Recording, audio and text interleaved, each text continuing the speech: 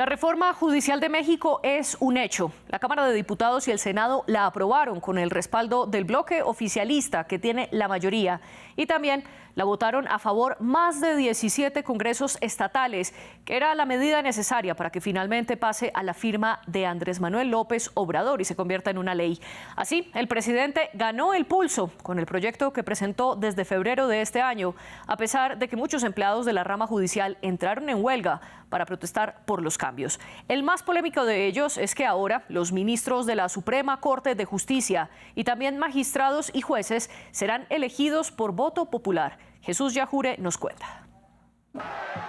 El Senado en México dio luz verde a una amplia reforma al sistema judicial del país, que incluye la elección por votación popular de jueces en todos los niveles. La irrupción de manifestantes en el Senado obligó a los legisladores a suspender el debate, que finalmente debió hacerse en la antigua sede de la Cámara.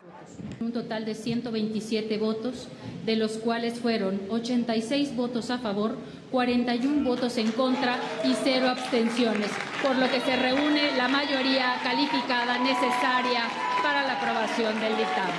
Aunque el presidente Andrés Manuel López Obrador asegura que con ella se combatirá la corrupción en la justicia, la oposición, ONGs y Estados Unidos sostienen que socava la independencia y expone a los jueces a la influencia del narcotráfico. Algunos ciudadanos temen que sea un retroceso para la institucionalidad del país. Los puntos claves de la reforma incluyen elección popular de al menos 1.600 jueces que se designaban por concurso y ahora serán electos por voto popular en 2025 y 2027. También se achica la Corte Suprema. De 12, el máximo tribunal pasaría a tener 9 ministros o magistrados. Su permanencia en el cargo también se verá reducida, ahora de 15 años y con la reforma sería un mandato de 13 años. También se eliminan las pensiones vitalicias. Se elimina el Consejo de la Judicatura. El órgano será reemplazado por un tribunal disciplinario. La reforma también introduce a los jueces sin rostros para supuestamente protegerlos de la violencia. Aunque debe ser aprobada por 17 congresos estatales antes de su promulgación presidencial, la reforma es rechazada por empleados judiciales, estudiantes de Derecho y buena parte de la sociedad civil. Pero nada de esto parece influir en el curso de la reforma. La presidenta electa Claudia Sheinbaum, que tomará el poder el 1 de octubre, respalda la medida de su mentor político.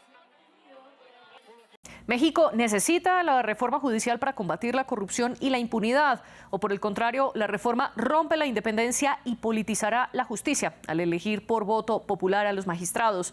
Lo discutimos en el debate de France 24. Para ello nos acompaña desde Ciudad de México Lisbeth Robledo Sánchez. Ella es jueza de distrito especializada en materia de trabajo, adscrita al 13º Tribunal Laboral Federal de Asuntos Individuales en Ciudad de México. Y desde Teotihuacán está Andrés García Reper Favila, abogado especialista en materias constitucionales y electorales.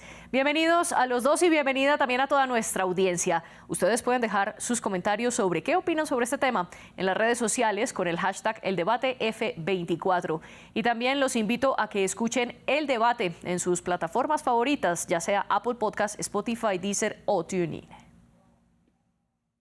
Jueza Lisbeth Robledo, un gusto tenerla aquí en el debate de France 24. Bienvenida. Comencemos por explicarle un poco a las personas cuál es su postura frente a esta reforma judicial. Hola, ¿qué tal? Buenas tardes. Primero que nada, muchas gracias por este espacio. Evidentemente, mi postura es en contra de la reforma judicial que, como bien dicen ustedes, pues ya fue aprobada y es un mero trámite su promulgación que se ha anunciado para este 15 de septiembre siguiente. ¿Por qué? Porque lo único que hace no es combatir los males de los que se duelen, que dicen que hay corrupción, nepotismo, pero no dicen cómo se van a solucionar. Lo único que hacen con esta propuesta es crear 2 órganos adicionales y hacer que la elección de los jueces, magistrados y ministros sea por voto popular, con lo que se politizarían las decisiones jurisdiccionales.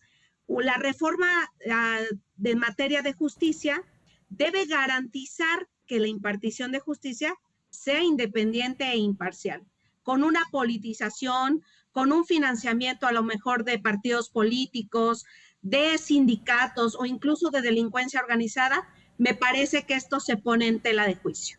Usted dice entonces que esta elección popular y la creación de 2 organismos nuevos no va a combatir ni la corrupción ni el nepotismo dentro del sistema judicial. Andrés García Reper, bienvenido también usted al debate, un gusto contar con su presencia. ¿Cuál es su postura frente a esta reforma y si está de acuerdo o no con los argumentos que presenta la jueza? Gracias, saludos María Clara, saludos a su señoría. No, diferimos diametralmente, pero sobre todo es importante que su señoría lea la iniciativa, porque esta elección no es con campañas políticas. Esta elección se hará solamente con quienes finalicen el concurso de oposición, y ese concurso de oposición mantiene los exámenes que hoy en día se aplican e incluso serán mucho más meticulosos. Hay quienes proponemos que se apliquen también exámenes psicométricos a juzgar por el comportamiento de algunos jueces. No me refiero a la jueza, por supuesto, pero a el comportamiento de algunos jueces y magistrados y ministros en las redes. La Suprema Corte, pues si hay un órgano politizado aparte del Congreso, esa es la Suprema Corte. Tenemos una ministra presidenta que en pleno proceso electoral hacía confabulaciones con los partidos de oposición para presionar a los magistrados electorales e intentó por vía constitucional impedir el diálogo en el Congreso para que no se discutiera esta iniciativa. Tenemos a dos jueces de distrito que ordenaron que se suspendieran los diálogos porque no querían que el Congreso pudiera dialogar, habiendo desde luego los medios de impugnación. Y bueno, no hay reforma en el mundo, ni en México, ni en ningún otro país, que per se acabe con la corrupción. Pero lo que esta reforma propone es que al ser electos, una vez que acrediten los exámenes, tengan la cara para ver a la gente, decir yo quiero ser juez. Desde luego está prohibido el financiamiento, está prohibida la intervención de los partidos políticos. De hecho, el órgano electoral sesionará sin los partidos políticos, están prohibidas las campañas, únicamente podrán hacer campaña mediante los spots que el propio Instituto Nacional Electoral les ayude a conformar y los distribuirá en los tiempos de radio y televisión. No puede haber recorridos políticos, no puede haber intervención de partidos, desde luego no pueden intervenir los políticos para hablar bien de tal o cual juez, y cada uno de los poderes, para el caso de la Corte, propondrá a 10 candidatos derivados de los exámenes. Estos exámenes y esta etapa de concurso será dictaminada por comités técnicos designados justamente por el propio Congreso de la Unión para cada uno de los poderes. Esto es, el Ejecutivo podrá proponer 10 para la Corte, el Legislativo 10 y el Judicial 10. Y para el caso de jueces y magistrados, cada poder podrá proponer 2, pero esto no elimina la posibilidad, más bien la obligación, de que se revisen requisitos constitucionales, requisitos de idoneidad y que se les apliquen los exámenes tanto de conocimientos jurídicos como de práctica en la elaboración de sentencia, y una entrevista con los comités, porque es muy importante conocer cuál es el perfil social, el perfil ético de los magistrados, que defienda un secretario que pueda defender sus mejores sentencias, que explique algunas de las que no sean sus mejores sentencias, para que este comité pueda tomar una decisión, pero no subjetiva. Se tendrán rúbricas y puntajes para determinar una puntuación y a través de ese parámetro poder seleccionar. Y por último, para esta primera participación, se crean estos nuevos órganos porque el Consejo de la Judicatura tenía 3 funciones en la misma. Andrés, en el mismo órgano, si quiere lo voy a interrumpir aquí porque más adelante vamos a hablar del Consejo de la Judicatura, pero para no enredar más la pita, ya que usted explicó en detalle cómo sería esa elección de jueces y magistrados, quiero pasar con Lisbeth a preguntarle sobre un punto que menciona Andrés, y es que la Suprema Corte de Justicia ya es un organismo politizado casi igual que el Congreso. ¿Cuál es su respuesta al respecto? Por supuesto que no lo es. Es un órgano judicial que interpreta las leyes. Es nuestro máximo órgano. Ahora, desafortunadamente, desde siempre se han elegido a los ministros por disposición del Ejecutivo Federal con aprobación del Senado, que evidentemente podía llevar a la Corte a personas que no tenían experiencia en la materia jurisdiccional y que ha sido un error. Pero en términos generales, estimo que todos hacemos nuestra función debidamente. Tan es así y tan hemos leído, me parece, la reforma judicial, que puedo decirle que en ninguna parte de esa reforma está lo que manifiesta el abogado Andrés. En ninguna dice que van a haber exámenes ni que se van a seleccionar los perfiles. No hay leyes reglamentarias que digan cómo se van a seleccionar. Inclusive dice que habrá una tómbola entre los que se seleccionen por parte de los 3 poderes. Los jueces, magistrados y ministros que ya estamos en funciones, vamos a ir directamente a esa boleta de votación, por así decirlo, encasillados en un cuadrito en donde diga, hey, son los jueces que ya estaban y los que desde hace 6 años nos han venido diciendo que somos corruptos cuando no han dicho un nombre en específico. Pero más allá, si dicen que somos corruptos, pues digan el nombre y entonces seremos sancionados. Si dicen que hay nepotismo, digan el nombre y seremos sancionados. Ahora, a mí me gustaría solo señalar muy brevemente, yo soy una jueza especializada en materia de trabajo que no tuvo un 8 o un 9 como dice la reforma, tuve un 10 absoluto en mis estudios universitarios y de ahí continuó más preparación. Pero ello no significa que tenga una preparación completa. Al contrario, todos hemos seguido preparándonos con especialidades, con maestrías, con doctorados, con diplomados, para poder ejercer nuestra función adecuadamente. Y en materia laboral, derivado del TEMEC, que se encuentra suscrito por México, Estados Unidos y Canadá, en su capítulo 23 estableció que debíamos de contar con una justicia laboral independiente. Derivado de ello, en 2019 hubo una reforma a la ley laboral derivada de una reforma constitucional en la que se crearon estos tribunales laborales. A mí me causa extrañeza. Nosotros, los jueces laborales, las juezas laborales, venimos de concursos públicos abiertos en donde nos verificaron no 1, sino 4 filtros para poder desempeñar nuestra función. Todos los jueces de distrito, todos los magistrados tienen que pasar por estas etapas. Los laborales también las pasamos, pero fuimos de un concurso público abierto a diferencia de otros cerrados que se encuentran. Entonces, no veo la manera en la que un comité seleccionador pueda superar esta parte de selección del personal que estos exámenes que son impresionantes. Pero además, el hecho de estar todos los días en audiencia frente a las partes, teniendo que un conocimiento de la ley y de todas las particularidades que integran los procedimientos, me parece que no es el trabajo que cualquier persona pueda realizar y mucho menos con las características y con los requisitos que se señalan en este proyecto. Porque pues el proyecto, la verdad es que me asombra que me digan tantos requisitos cuando el proyecto dice calificación de 8 o de 9 cuando sea un tema especializado, tanta experiencia de 3 años para magistrados, la edad mínima ya se quitó de los 35 años y nada más, cuando a nosotros nos han pedido infinidad de requisitos e infinidad de exámenes para poder acceder a esta parte. No estamos politizados, ¿por qué? Porque nosotros resolvemos en base a lo que está establecido en la ley y los tribunales laborales además en conciencia, sí, en términos de lo dispuesto por la Ley Federal del Trabajo. ¿Eso qué permite? Que nuestras decisiones estén ajustadas a derecho y que si llegamos a tener un error de juicio, de apreciación, pues podemos ser revisados por un órgano que son los tribunales colegiados de circuito. Y todavía más allá, si violamos algún derecho humano, somos sancionados y además esa sentencia es revisada entonces ya por la Suprema Corte de Justicia de la Nación.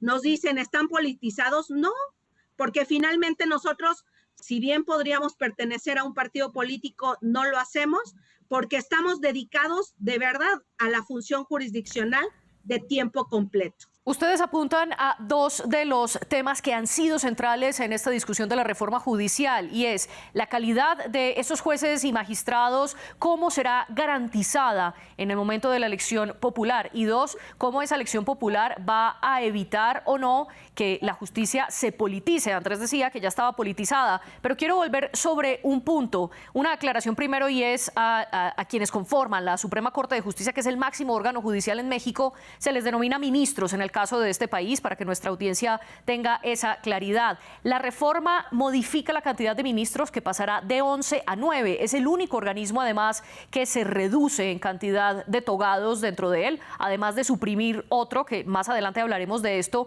Pero quiero preguntarle a Andrés si acaso el hecho de reducir la cantidad de ministros de la Suprema Corte no se puede entender como una venganza política, porque recordemos que esta Suprema Corte fue la que votó en contra de uno de los proyectos que promovió López Obrador, y es que la Guardia Nacional perteneciera a lo militar.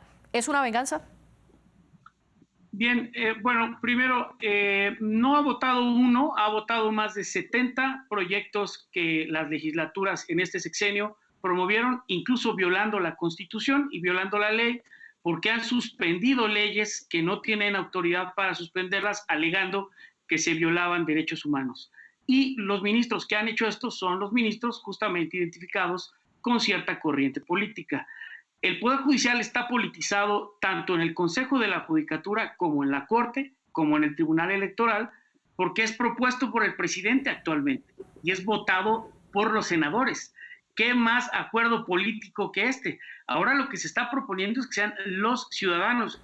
Y perdón, pero la jueza pues tiene que entender que una reforma constitucional da un marco general. Hay en los artículos transitorios la expresa disposición de que se tienen 90 días a partir de la publicación para que el Congreso de la Unión publique las leyes que podrán instrumentalizar esta reforma, que serán desde luego más de una, porque se revisan aspectos electorales, orgánicos del Poder Judicial y de la Constitución, de cómo está construida la Corte. Reducirle 2 ministros, mira, hace 15 años, bueno, hace 30 años, por cierto, no se quejan de eso, un presidente borró a la Suprema Corte con una reforma constitucional, eliminaron a 26 ministros para nombrar a 11. Es una reforma que pasó aprobada por el PRI, entonces el partido hegemónico, y el PAN, que es el partido que ahora defiende a los jueces, por algo será, y la gente pues no pudo decir nada, ¿no? Se cambió a la Corte, se creó el Consejo de la Judicatura, que coloquialmente al interior del Poder Judicial se le conoce como el Consejo de la Judicatura Familiar. Se han detectado que hay jueces y magistrados que ahora se ha ido corrigiendo, pero porque un ministro intervino y se descubrió esta red de nepotismo, hay funcionarios que tienen más de 73 familiares al interior.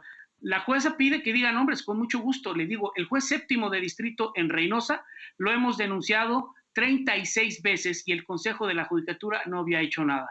Solamente decidió reportarlo cuando ese juez, ya excedido en su soberbia, quiso pasar por encima de una sentencia del máximo tribunal electoral y otorgarle un amparo a un político que está prófugo de la justicia, escondido en Estados Unidos, y a quien tanto el Instituto Nacional Electoral como el Tribunal Electoral le habían negado la posibilidad de ser candidato por no cumplir ninguno de los requisitos y ser prófugo de la justicia, y este juez decidió ampararlo por encima de la sentencia. Fue entonces cuando lo denunciaron y preventivamente lo suspendió el Consejo de la Judicatura para investigarlo. ¿Quiere que hablemos de nepotismo en la Corte? Pues el ministro Luis María Aguilar tenía metida a su hija, que es dentista, como encargada de una función jurisdiccional al interior de la Suprema Corte de Justicia, ganando más de 150,000 pesos mensuales. No es el único ministro.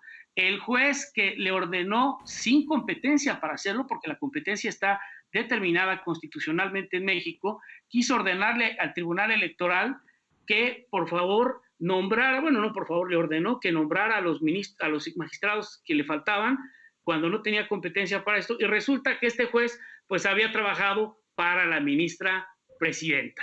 Entonces, por supuesto que están convertidos en un partido judicial, pero no tienen registro político. No me refiero a la jueza, con quien tengo el gusto de estar platicando, me parece que lo que dice es muy cierto, no tengo nada que reclamarle, porque efectivamente hace apenas unos años se abrió la competencia laboral, y como no existían tribunales ni abogados electorales en el Poder Judicial, entonces sí abrieron el concurso. Pero si la señora jueza hubiera querido concursar para ser juez o magistrado, tendría que haber cumplido los requisitos de pertenecer al club del Poder Judicial, porque para hacer un cargo tienes que haber estado un tiempo mínimo en el otro. Y por último, quiero corregir, en parte de la cápsula dijeron que los estudiantes de Derecho, eso es falso. Fueron unos 300 estudiantes de 2 escuelas de Derecho, pero no habla esta cápsula de los cientos y cientos de estudiantes que fueron a apoyar la reforma. Creo que es importante ser objetivos y mostrar las dos caras de la moneda. Andrés, quiero hacerle una pregunta muy concreta. Usted menciona varios casos de nepotismo y corrupción dentro del sistema judicial. Para usted, ¿la elección popular de más de 1.600 jueces, magistrados y ministros evita y cura de raíz estos problemas? No, de ninguna manera. La elección popular lo que hace es trasladar el control administrativo y decir que también ahora la gente va a poder ejercer ese control. ¿Por qué? Porque en este control jurisdiccional que se está creando de disciplina, Ahora no solo las partes van a poder reclamar una sentencia. Por ejemplo, si estamos hablando de la contaminación de un río, aunque no seamos usted y yo parte en ese juicio, podríamos solicitar que el tribunal investigue, ojo, investigue la forma en que se emitió la sentencia. Desde luego que la decisión de los jueces se respeta, porque para eso están los tribunales de alzada o de impugnación y esos actos quedarán firmes. Pero ¿qué tal si averiguamos que los jueces o un juez en específico dejó de tomar en cuenta pruebas, no respetó la garantía de audiencia, no se acogió a la jurisprudencia o a criterios que lo obligaran y que eso produce efectivamente daños? Hay toda una corriente doctrinal que habla de la responsabilidad jurisdiccional de los jueces al emitir sus sentencias sin que se afecte el sentido de las mismas, porque bueno, pues bajo ese esquema un juez puede decir, pues si no te parece como yo lo hice, pues ya impugna, pero a lo mejor está causando un daño, como el hecho de que suelten a criminales. Ojo, a veces también es mucha responsabilidad de las fiscalías y en eso no podemos culpar únicamente a los jueces, pero es importante que los jueces sepan ahora que primero hablaron ante la gente les va a poder reclamar y además el Tribunal de Disciplina, desde luego con criterios objetivos y respetando derechos humanos y debido proceso, realizará en su caso investigaciones. No hay ninguna cacería de brujas ni nada, pero es un poder que se había mantenido ajeno e intocable al control democrático y nuestra Constitución dice que todo poder público dimana del pueblo y se constituye para beneficio de este. Simplemente una claridad para nuestro público. Ustedes en reiteradas ocasiones hablan del Consejo de la Judicatura que esta reforma judicial elimina para reemplazarlo por un nuevo organismo que se creará y que es el Tribunal de Disciplina Judicial que ya mencionó Andrés. Lisbeth, quiero hacerle una pregunta. Andrés estaba hablando de la responsabilidad que ustedes tienen dentro de la rama judicial. ¿Esa responsabilidad se verá afectada por el hecho de ser elegidos popularmente? ¿Deberán entonces responder a lo que quieren los ciudadanos y no necesariamente a lo que dicen las leyes? Por supuesto. Me parece que el método de elección popular, como ya te lo había mencionado, no es idóneo porque nosotros no somos políticos. Nosotros somos autoridades, tribunales que vigilan el respeto de los derechos humanos en la mayor parte. Yo soy jueza de instancia, yo me dedico a conflictos de primera instancia, sin embargo, el grueso del Poder Judicial Federal lo que atiende es a la violación de derechos humanos cometidos por todas las autoridades, incluido el presidente de la República, los diputados, los senadores y todo lo demás. Las leyes, eso es algo que ya no vamos a poder hacer libremente. ¿Por qué? Porque evidentemente, pues quien nos está poniendo es quien tendrá intereses para que nosotros dictemos una u otra sentencia.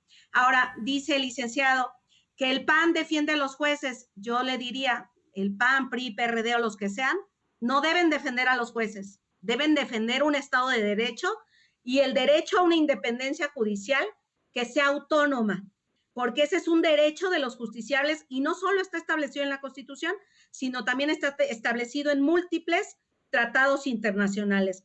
Ahora bien, me dice, el Consejo de la Judicatura Federal es más bien el Consejo de la Judicatura Familiar. Bueno, no lo sé, yo no tengo a una persona aquí que me haya ayudado a ingresar. No pertenezco al club que dice el licenciado existe. Yo trabajaba en una Junta Federal de Conciliación y Arbitraje, en una Junta Local de Conciliación y Arbitraje, y cuando dijeron esto va a cambiar a tribunales, hice exámenes y pasé. Pasé como cualquier mortal que estudia y que cumple con todos los requisitos que son experiencias, puntos de estudios, de maestrías, de doctorado y todo lo demás. Si hablamos de nepotismo, cuando dice que aquí hay nepotismo, no lo sé, yo no, habría que preguntarle exactamente a la persona de la que dicen que hay 10, 20, 50 familiares, pero yo les puedo decir algo, si yo soy doctora y mi hijo me ve operar todos los días, pues a lo mejor él también va a querer salvar vidas cuando sea grande. Si yo soy jueza y mi hija me ve todos los días impartiendo justicia, probablemente quiera dedicarse a esto. Y no es que esté mal, lo que está mal es que esas personas no tengan los conocimientos necesarios para estar aquí o para estar en cualquier otro lado. Pero cuando se habla de nepotismo, no se habla de la ministra impuesta por el presidente, cuyo padre de su hijo es procurador general de la justicia, hermano es jefe de gobierno, y el hijo también trabaja en gobierno federal, y como ese, muchísimas familias que pertenecen al ejecutivo y no al judicial. Andrés mencionaba lo que usted recoge también, el Club del Poder Judicial. Quiero preguntarle, Lisbeth, si este club no justifica también la creación de una reforma, y no solo eso, sino la impunidad, que según la Comisión Mexicana de Defensa y Promoción de los Derechos Humanos, en México el 98% de los casos denunciados quedan impunes. Esto sin tener en cuenta que solo cerca del 20% de los crímenes se denuncian. Estas cifras no justifican entonces la necesidad de reformar el sistema judicial en México. Sí, hay una necesidad de reformar el sistema judicial, pero no el poder judicial necesariamente de la manera en la que se está llevando a cabo. Solo quiero retomar, no hay un club del poder judicial, porque como ya lo comenté, no solo yo, somos múltiples jueces y juezas que hemos ingresado derivado de exámenes en concursos públicos abiertos. Pero además, cuando decimos que se necesita una reforma, sí, tal cual lo señalas, solo un 20% de los delitos se denuncia, pero acuérdate que nosotros no solo somos los únicos que nos dedicamos al tema de la justicia. Nosotros impartimos justicia, pero hay quienes la administran, como son las fiscalías, los policías. Solo un 1% de esos delitos que se denuncian llegan a un órgano jurisdiccional. Entonces creo que el problema no radica en nosotros totalmente. Sí tenemos problemas, nos falta dinero, infraestructura, tenemos una carga excesiva de trabajo. Sin embargo, vayamos a las fiscalías, preguntémosle a las personas, cuéntenos, ¿puede usted ir a una fiscalía a denunciar un delito libremente? Y les van a decir, no, porque le tengo miedo al policía. No sé qué me va a inventar o no sé qué me puede meter. No es el caso de todos, en efecto, pero ese es el género. Entonces, no va a haber una justicia de verdad para el pueblo mientras no se toquen todos estos puntos. Uno adicional es el de la Defensoría de Oficio. No contamos con el número suficiente de defensores para que puedan las personas acudir de manera gratuita y procurarse una defensa, que me parece es un tema importante y que tampoco tocó la reforma al Poder Judicial, porque sí, solo es al Poder Judicial y no toca ningún otro aspecto que son los que le preocupan de verdad al pueblo mexicano. Y volviendo a ese Poder Judicial, Andrés, quiero hacerle una pregunta. ¿Cómo podrían los ciudadanos mexicanos conocer tantos perfiles? Porque se estima que más de 1.600 jueces, magistrados y ministros serán elegidos por voto popular a partir del próximo año. Pero ¿cómo pueden conocerlos, especialmente si, según la presidencia, ellos no pueden hacer campañas ni con dineros públicos ni con dineros privados? ¿Cómo podrá la gente entonces conocer tantos perfiles para elegirlos? Bien, bueno, primero, esos casos de supuesto nepotismo no lo son. Debiera la señora jueza saber que el nepotismo se da cuando hay una relación de supra-subordinación, como en el Poder Judicial hay. No si hay familias que sus miembros están en distintos poderes del Estado y en distintos niveles de gobierno, eso no se le puede llamar nepotismo. Ahora, ¿quién vigila a los vigilantes? Si nosotros vigilamos el cumplimiento, ¿y a ustedes quién los vigila? El Congreso. Y el Congreso puede cambiar las leyes, porque el artículo 49 de la Constitución dice que la soberanía del pueblo se ejerce a través de los poderes. Ustedes tienen unas competencias específicas, que es aplicar la ley, vigilar el cumplimiento de que las leyes se apegan a la Constitución y velar por el respeto de los derechos humanos. Y el Poder Legislativo le toca ordenar cómo deben ustedes hacer ese trabajo. Ustedes no son legisladores. Y después, reformas a todo el sistema, claro que se necesitan todas esas, pero la primera es esta. ¿Por qué? Porque hoy tenemos fiscalías que son autónomas, que hay fiscales que, imagínate, ya tienen 19 años en el cargo en los estados donde hay más crimen y más asesinatos. Imagínate que nosotros iniciamos una reforma a las fiscalías sin antes reformar la Corte. Bueno, pues, ¿qué va a hacer la Corte? Lo mismo que ha venido haciendo con todas las iniciativas de reforma de este sexenio, bloquearlas y bloquearlas, argumentando a veces el fondo, a veces la forma, pero impidiendo que se logren. Por eso, primero, hay que cambiar al Poder Judicial, inmediatamente después, como ya lo anunció la presidenta electa, cambiar la legislación de las fiscalías y, desde luego, como bien señala la señora jueza, atender el tema de las defensorías. Pero además detecto en su discurso cero autocrítica. Si te fijas, lo que dijo es que nos hace falta dinero, nos hace falta más órganos. O sea que ellos son perfectos, ellos realmente nunca se han equivocado. Y ejemplos sobran Andrés, de que pero le pido que responda a mi pregunta porque nos estamos quedando sin tiempo. ¿Cómo pueden los ciudadanos conocer tantísimos perfiles si ni siquiera pueden hacer campañas con dineros públicos y privados? Con mucho gusto te respondo, pero primero me dejas aclarar los malos entendidos. ¿Cómo lo van a hacer? Mediante la campaña que van a hacer los jueces con spots organizados por el propio Instituto Nacional Electoral, en el que se darán a conocer cada uno en un spot que se transmitirá en todas las estaciones de radio y televisión de acuerdo con tu distribución geográfica, para que puedas explicar por qué. Ahora, no se van a elegir todos al mismo tiempo. O sea, se está hablando, esos son en la totalidad de jueces, pero yo no voy a votar, yo vivo en Teotihuacán, yo no voy a votar por el juez de Quintana Roo. Cada quien va a votar, cualquier mexicano va a votar por ministros de la Corte, miembros del Tribunal de Disciplina, miembros del Tribunal Electoral. Eso es, digamos que el voto universal. Y luego, de acuerdo al lugar donde vives, votarás por tu juez de distrito, por tu tribunal colegiado de circuito, y lo mismo se replicará a nivel local, porque tienen que hacerlo también los estados. Entonces, sí habrá ciudades donde los ciudadanos, incluso viviendo en una misma demarcación, tendrán una cantidad mucho mayor que los ciudadanos que vivan en algún pueblo, en algún estado de la federación donde no hay tanta gente y por lo tanto no hay tantos órganos. Ese es un problema técnico que va a resolver el Instituto Nacional Electoral, sí, y que se atenderá en las leyes secundarias para las cuales tenemos 90 días para trabajarlas. Lastimosamente nos vamos quedando sin tiempo y se nos quedará por fuera temas tan importantes como el Tribunal de Disciplina Judicial y también la nueva figura que crea esta reforma, y son los jueces sin rostro, una figura que ya se había visto incluso en Colombia a finales de los 80 y principios de los 90 para proteger a los jueces que tomaban decisiones en contra del narcotráfico. Lisbeth, pero quiero hacerle la pregunta para concluir. Finalmente, ¿usted entiende esta reforma judicial como la manera principal de combatir la corrupción dentro del sistema judicial o como una reforma que rompe esa independencia de esta rama? María Clara, esta es una reforma que, por supuesto, rompe el derecho humano a la independencia judicial.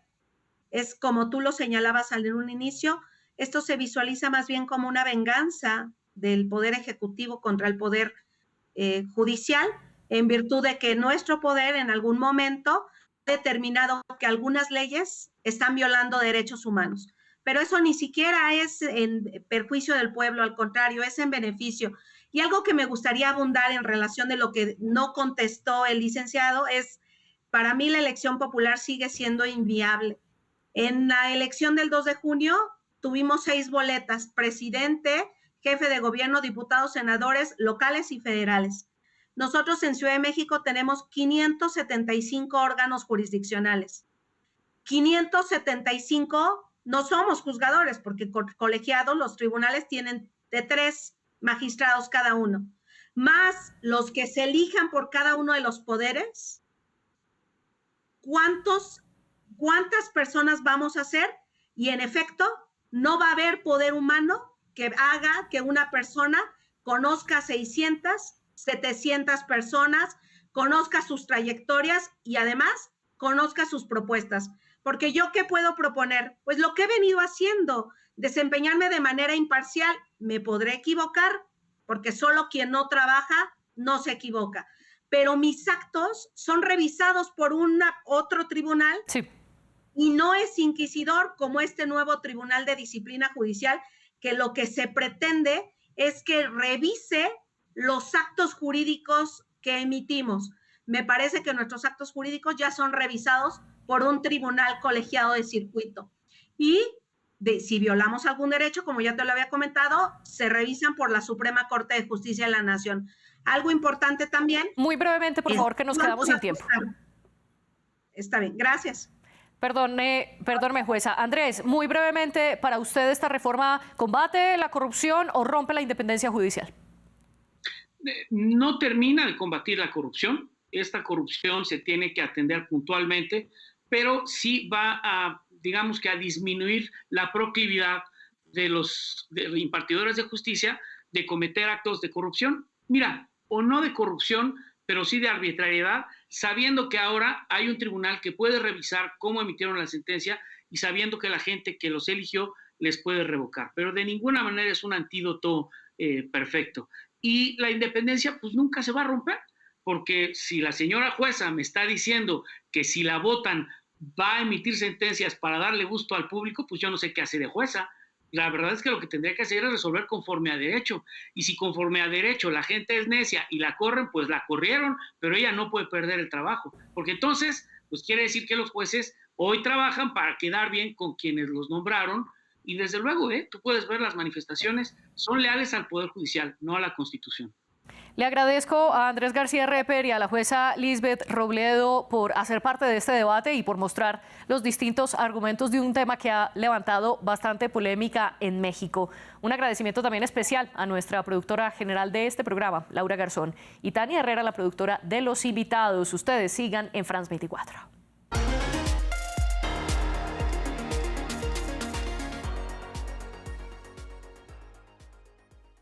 Así es Asia. Reportajes, entrevistas y análisis de los acontecimientos más destacados del continente, su diversidad religiosa y cultural y su dinámica realidad política, económica y social, sus conflictos y sus soluciones. Todo con los análisis y los testimonios de los corresponsales de France 24.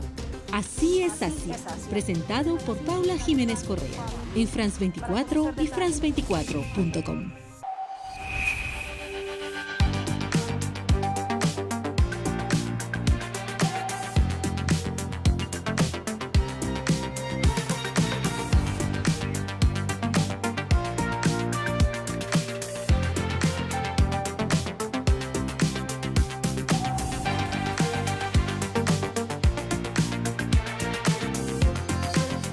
France 24, la economía día a día. Liberté, égalité, actualité.